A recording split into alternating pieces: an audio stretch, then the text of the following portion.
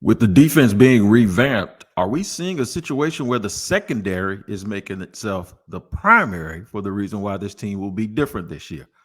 I'm going to answer that yes, and I'll tell you why in just a second here on Locked On Jaguars.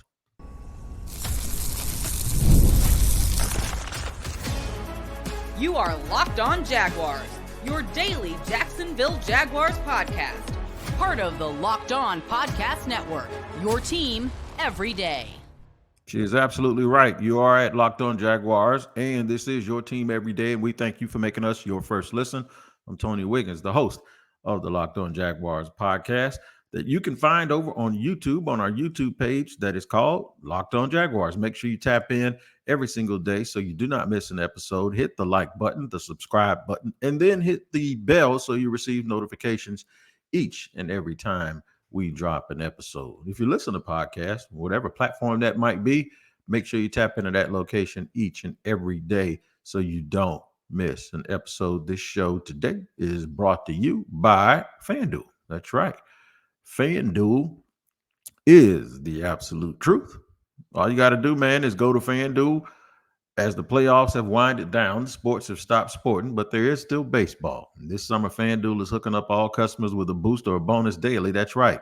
There's something for everyone every day, all summer long. Visit FanDuel.com to get started. Shout out to the everydayers that join us here every single day, and you can be an everyday. All you got to do is join us every single day. All right, so by the time we get to segment 3, I'm going to talk about some injury concerns on the O-line, and I have to use the word again because that's one of the things that they got demerits for in the offseason is that the O-line may not have been very good. And Doug Peterson and Trent Baalke talked about the fact that their desired offensive line has only had one game together. Doesn't look like they're ready to have a game together now either with guys being banged up. So we'll talk about that. Defensive players have improved. Guys have improved, like Christian Braswell has done a really, really good job. Ventrell Miller, when he was out there running around, has done a really, really good job. Tyler Lacey has done a good job. How have guys gotten better when they haven't played games? Tyson Campbell has gotten better, according to everyone. Contract doesn't make you better, but he got the contract because they felt that he did a lot of things in the offseason. So is the old adage that you can't get better unless you're playing games, is that true or is it false? It has to be false if the Jacksonville Jaguars are going to get the boost that they expect. Starting off, though, we're not going to bury the lead. Andre Cisco is helping the identity on the defense. A lot of times when we talk about the defense, we always go back, and I did it here today. We talk about Sacksonville. That's right. We always discuss Sacksonville, 2017, and it bled into 2018 because statistically that defense was also very, very good. Well, check this out. I think one of the things that's going to help this team get an identity, although I love the front, I love that great Jaguar wall that they put up front, the size and the athleticism and the versatility and the scheme that Ryan Nielsen is going to run. I think the secondary is going to have an awful lot to do with it. There are a lot of moving parts on that secondary, right? We talked about the fact that Tyson Campbell has already got his contract extension. We talked about the professionalism of Ronald Darby and the familiarity that Doug Peterson has with Darby, winning a championship with him.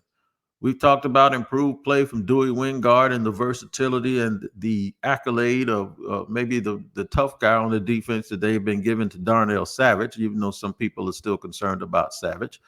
I saw Pete Prisco say he's a little bit concerned about Darnell Savage playing in the slot. But the Jaguars don't seem to be concerned.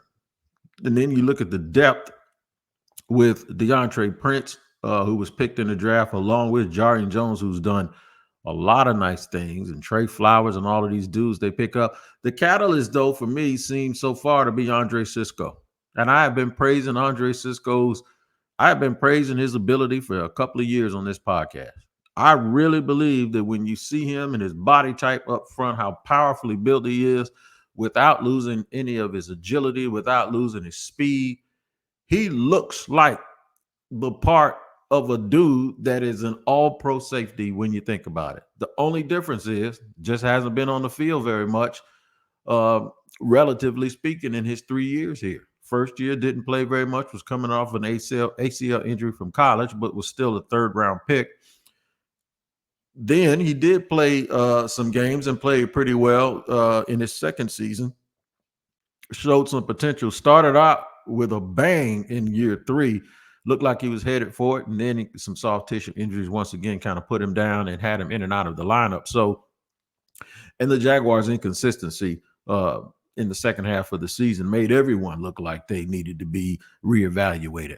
Had 3 interceptions in Monday's practice. He got every single quarterback who was in there to throw interceptions.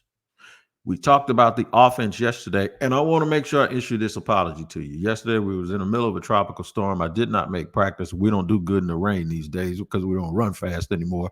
But with where I was at the storm, my power kept going in and out, and then my microphone defaulted, unfortunately, away from, being itself. I had the computer mic. So I left the audio show up wherever you get your audio podcast, but I did snatch down the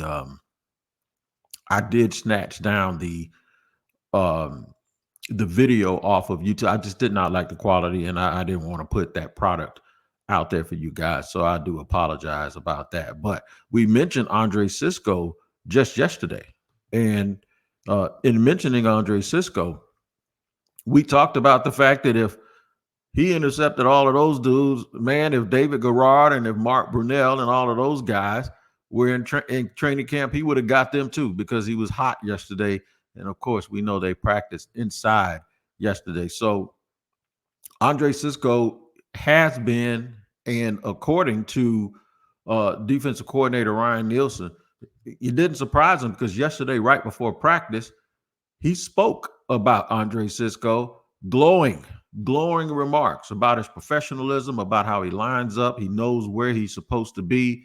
He is always exactly where you want him to be, and all of those things. And that's exactly what you're looking for, in my opinion, when a new coach takes over. You want a coach to have those glowing remarks about a player. And he did. And as soon as he said that stuff, the kid goes out and he plays extremely, extremely well in practice and gets those turnovers. And he can be the catalyst, man, because he can do a lot of things from a single high perspective.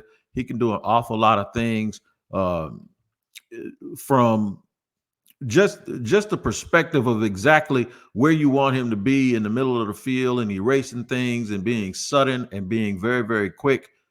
He is absolutely all of those things. And that's why I think he's going to have a big year. I also, and this is my personal opinion, I think they're going to re-sign him. I absolutely do. I think they're going to do it, and I think they're going to do it before training camp. I actually think Andre Cisco is going to be re-signed by the Jaguars or extended by the Jaguars. There's no reason that they should not do it at this point. The kid is just that good of a player. He is just that good of a player. And some of these things you have to actually you have to predict them, and you have to have predictors that are based on certain things. You absolutely have to have predictors that are based on a prediction, rather, that is based on certain things. Workflow, how a guy moves around and how he does in training camp. You have to sometimes preempt, or you have to figure out exactly how that player is going to be able to do in this new scheme, in this new system. So there's a lot of talk about how did guys improve. Like, they haven't played games, because at the end of last season, there were a lot of people that thought that there was a lot of improvement that Cisco and Tyson Campbell and those guys had to do. Tyson Campbell gets an extension. They hadn't played a game. How do players improve without playing games? Why do I believe Andre Cisco all of a sudden deserves an extension because he had a real good practice against his own team?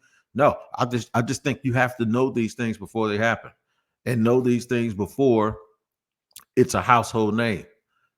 This is what I think happened. I think Trent Baalke had his guys and didn't think his guys were being used properly. Doug Peterson probably agreed. They decided to go out and that whatever lack of production you thought these DBs were a part of, it wasn't on them. It was on the system that they were using. And that's not a slap in the face to anybody. It's just that This is a very important thing that you have to get right. And if you don't get it right, you get the result that you've been getting. So I'm going to talk about that defensive players improvement because the Jaguars have turned themselves into a draft and developmental team. I won't only talk about Cisco, I'll talk about other players, including Christian Braswell. We'll do that in segment number 2 here on Locked On Jaguars.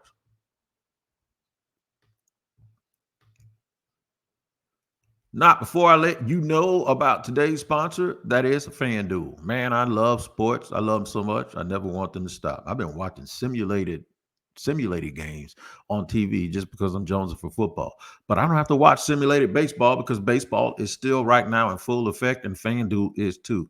And it lets me keep doing sports the way I want to do them. This summer, FanDuel is hooking up all customers with a boost or a bonus daily. That's right. There's something for everyone every day, all summer long. I think it's important to go on FanDuel, get a little extra time, look up the bullpen, look up the middle relievers, find out how these guys are doing because it's not like football where the starter matters as much. You got to have that bullpen in baseball. So head over to FanDuel.com and start making the most of your summer. And remember, FanDuel is the official sports betting partner of Major League Baseball.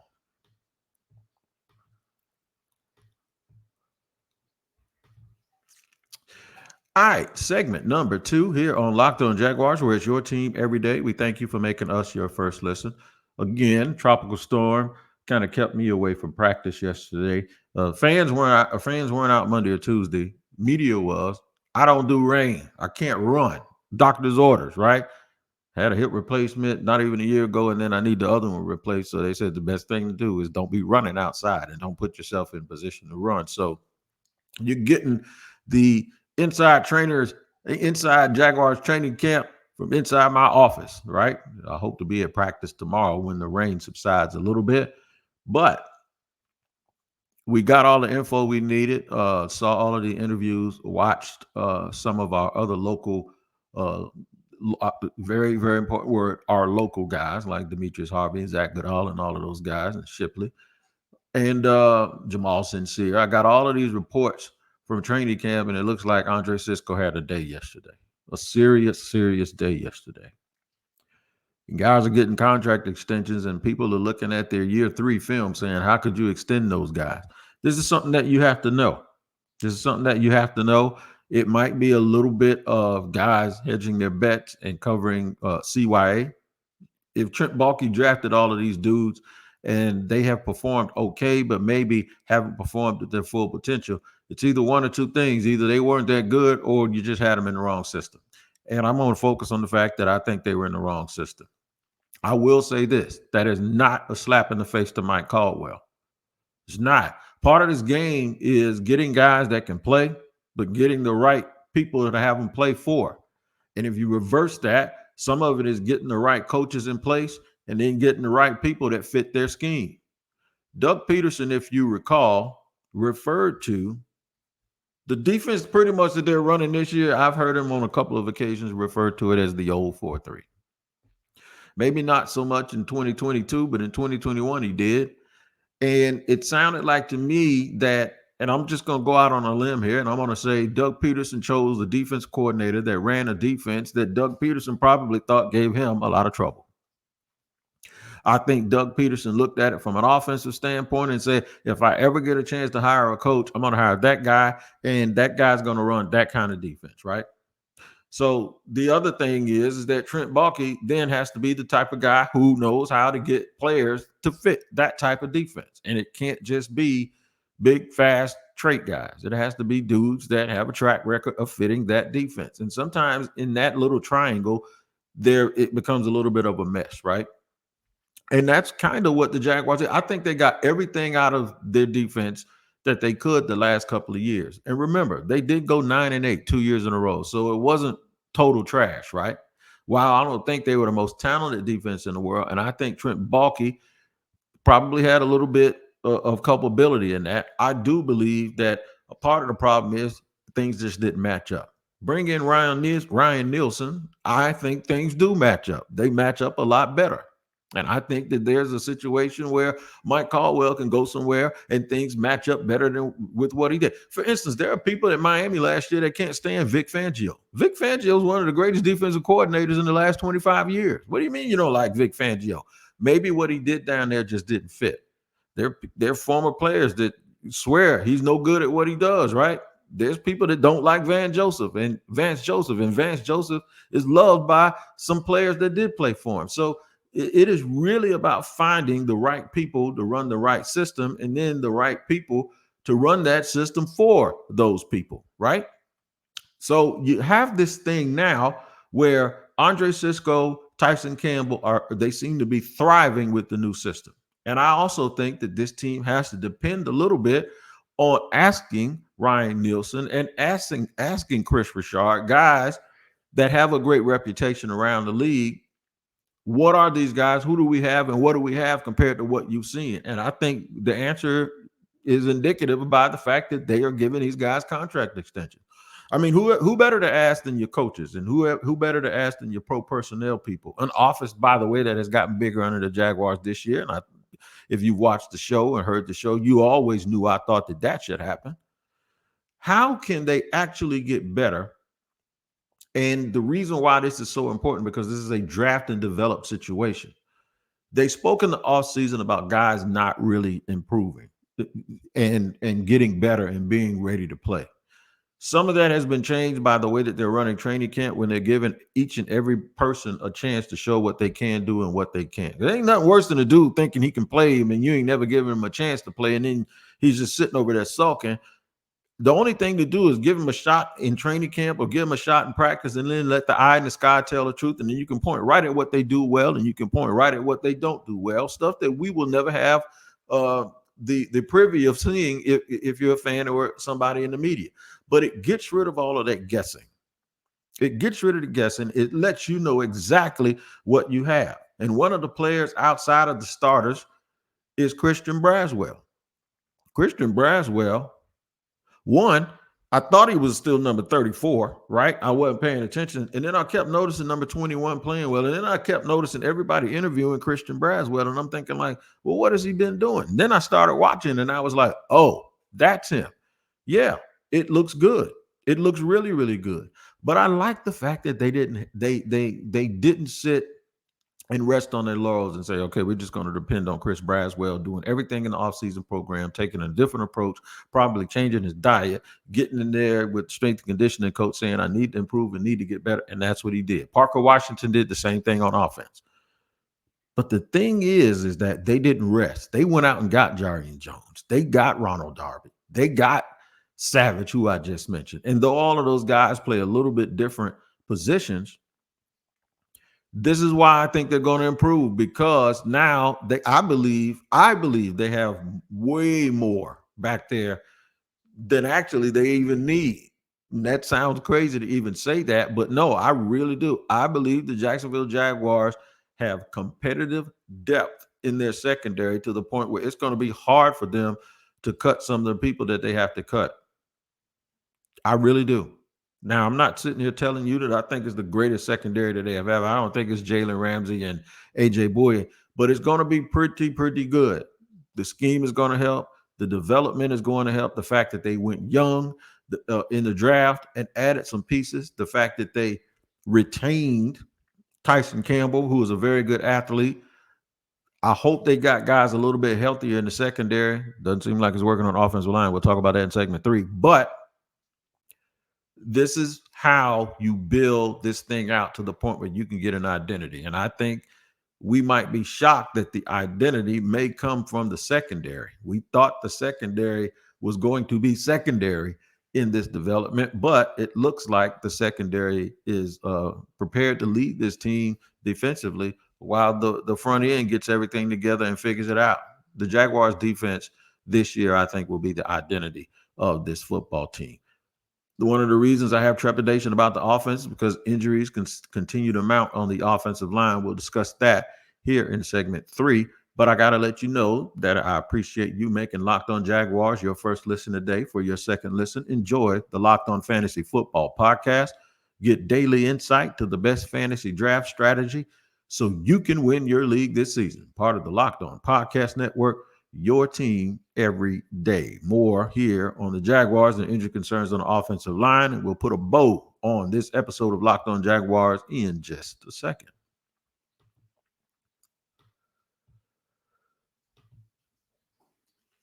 Today's show is brought to you and sponsored by BetterHelp. I've needed therapy. I will admit to you, and it worked. BetterHelp did it. That's right. I've needed therapy for pain management, trying to deal with some of these ailments that I actually have, and trying to figure out how to be available for my family, how to be available for my work, how to be available to do this podcast. How do I find the time with trying to be available to do all of the things that I want to do? Therapy can sometimes get you back on track. If you're thinking of starting therapy, please give BetterHelp a try. It's entirely online, designed to be convenient, flexible, and suited to your schedule. Just fill out a brief questionnaire to get matched with a licensed therapist and switch therapists anytime for no additional charge. Never skip therapy day with BetterHelp. Visit betterhelp.com/lockedon today to get 10% off your first month. That's BetterHelp, HELP.com/lockedon.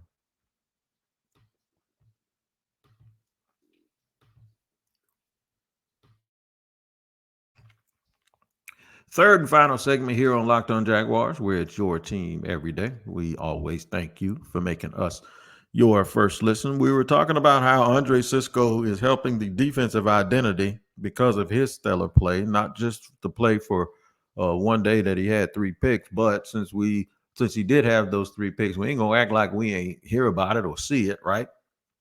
Other defensive players that are improving. Ventrell Miller's one, the linebacker. He's improved a little bit, and he's got a little bit better, and he looks like that dude that was like an all SEC candidate type when he was at the University of Florida. Now that he's been able to get healthy, he's even showing off a little bit for the linebackers. The injury concerns that I do have so far are the same ones that I've always had. And I don't know if you've listened to this show before, but if you haven't, I have been talking about the offensive line here in Jacksonville for 4 years. And while I do think they're headed in, a better direction, I think Anton Harrison is a very, very good young player. I'm glad they went out and got Mitch Morse. Understand why, because of the price tag in the offseason, I understand why they ran it back with their guards and Brandon Scherf and Ezra Cleveland. And of course, they have Cam Robinson and Walker Little. Cam Robinson is the incumbent starter, making a pretty good amount of change in his last year. Walker Little's in his last year after being a second-round pick in 2021. Folks are trying to see if he's going to develop. They drafted Javon Foster, a young player. They got Cooper Hodges back from injury, right? And in the offseason, one of the things that Doug said was, basically, our offensive line is fine. They just got to get healthy. Well, you know what? Your best ability is your availability. And if you just assume that they're going to get healthy just because they're just going to get healthy, anybody ever think that maybe they're just injury prone? Because Cam Robinson can't. I don't recall the season that Cam didn't get hurt. I don't recall the season Walker Little didn't get hurt. In fact, he was hurt when he got here, when he got drafted. Ezra Cleveland's been banged up. He got banged up a little bit in Minnesota. He's got banged up since he's been here. Brandon Scherf, he plays a lot, but it seems like, doesn't it seem like number 68's always on the field and limping off for a minute? Even Anton Harrison played injured last year. So we look at injuries and we look at health as if it's just this natural thing that is just a part of the game that just happens. No, my friend, sometimes it happens more to some people than it does to others. Unfortunately for the Jacksonville Jaguars, I just named 6 people that kind of have been injured a lot. 5 or 6 people that kind of have been injured a lot. In a unit that prides itself across the league as being good when they have cohesion and continuity, right? And chemistry. And there's another one. I can't remember that other C. If somebody does, please tell me what it is on social media. But they have to be healthy. And here we are back in training camp again. And Anton Harrison's in the protocol for concussions. Cam Robinson's day-to-day. Ezra Cleveland has a heel issue. And I'm just sitting there thinking like, well, I'll be damned. Here we go again. They're banged up. And we aren't even out of training camp yet. I don't know if this unit is just meant to be all healthy at one time. And if there is a concern going into this season, it's that they assume that all these dudes that are always kind of banged up, that it was just coincidence. I don't know, not a doctor. I'm not going to sit here and try to overanalyze that situation. But I will tell you it is something for us to monitor. Because if they don't have that right, then this team will be led by their defense. If they don't have that right, this team will struggle because I don't think they have the depth to just make up for losing 2 and 3 starters every week. I just don't believe that. And they really don't have the depth when guys are banged up, especially when you're talking about wanting them to all be together, because that was such a big focal point of last year. And it was also a big, not necessarily an excuse, but a reason as to why this team wasn't playing well last year and why the franchise didn't really go out of their way to overly address the offensive line, which a lot of people thought they should have, including me. But I will tell you this. The price for interior linemen was absolutely astronomical this offseason. Guys like Robert Hunt got over $100 million for like 3 or 4 years. And those are the kind of people that I thought they should have been going after. Injuries do happen. In fact, they happen so much, that change so much in such a big way that that's usually a word that I don't even mention on this podcast. But I've been mentioning it because it's been here and I can't ignore it. I really hope the O-line inconsistencies and the O-line injuries do not derail this football team this year. But I've always said that one of the things that could make a good football team look not so good and a good football team look bad is bad offensive line play, because guys aren't being healthy. This is why I think there's never, ever, ever a reason not to overload on guys in the draft. And we can sit and have hindsight all day and talk about, yeah, they needed more DBs, but every time they took anybody in the 3rd or 4th round, maybe the 4th and 5th round that wasn't an offensive lineman, and traditionally these drafts the last few years, especially with those dudes that have been going to the Senior Bowl, shout out to Jim Nagy and the people in Mobile, these guys have been getting drafted in the 4th and 5th round, and they've been making these teams a lot better. I hope the Jaguars did make a mistake again by not getting more young, able bodies on that offensive line and starting fresh, because it seems like this injury bug isn't going away, and hopefully these nagging injuries can be gone. I don't know who's going to play in the preseason game this week when they play the Kansas City Chiefs, and then they'll have a hard week of practice after that, and joint practices against the Tampa Bay Bucks before that game, which Doug Peterson said the starters won't play very much. So going into the regular season, I don't think there's one injury or one player that makes you afraid that they won't be available. The problem is there's so many of them to even talk about. You just don't want the year to start out with a bunch of guys mixing and matching and trying to figure out and find chemistry. That stuff affects the play calling too bad, and then it's going to cause you to really, really be a team that leans on its defense way more than its offense. So that's something that we need to monitor and something that we need to watch out for. Thank you for making Locked On Jaguars your first listen today. Now go listen to Locked On Fantasy Football Podcast. Get your daily insight to the best fantasy draft strategies so you can win your league this season. You can find the link to Locked On Fantasy Football in the descriptions, so you don't need to search. Part of the Locked On Podcast Network, your team every day. All right, so back at camp tomorrow. Tomorrow's podcast will be based on what I see at camp. I will go out, weather permitting, but I think the weather will hold up for us. I'll give you another training camp report. We'll do our last mailbag of the week. I'll probably call for that tomorrow, so we'll have that up for Thursday's episode. And then Friday, we're going to preview the game. That's right, preview the Kansas City Chiefs Jaguars game. And then, of course, we'll have a postcast immediately after the game on Saturday, well within the first 2 hours. On Saturday after the game. The players had a day off today, so there's going to be nothing to report, but report back here tomorrow on Locked On Jaguars, and I'll be glad to give you any updates that we have. Make sure you take care of each other. We'll see you, and hopefully everybody survived the storm without too much damage. I did get a tree that fell down, but hopefully everybody's doing all right. All right, we'll see you here. Jaguars training camp continues tomorrow.